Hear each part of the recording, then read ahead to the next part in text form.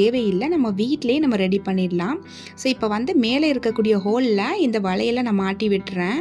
மாட்டி விட்டுட்டு அதை லைட்டாக நான் வந்து நல்லா டைட் பண்ணி விட்டுட்டு கீழே இருக்கக்கூடிய வளையத்தை லைட்டாக நான் வளைச்சி விட்டுட்டேன் அப்படின்னா ஒரு எஸ் ஹூக் மாதிரி நமக்கு ரெடி ஆயிடுச்சு.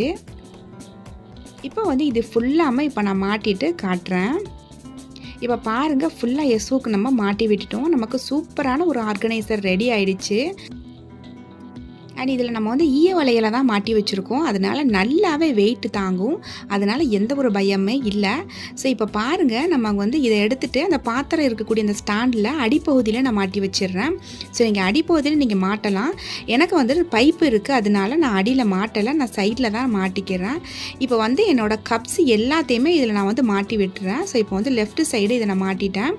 சூப்பரான நமக்கு கப் ஆர்கனைசர் நமக்கு ரெடி ஆகிடுச்சு. இது நம்ம ஆன்லைனில் அமௌண்ட் கொடுத்து வாங்க தேவையே இல்லை. நம்ம வீட்டில் வேஸ்ட்டாக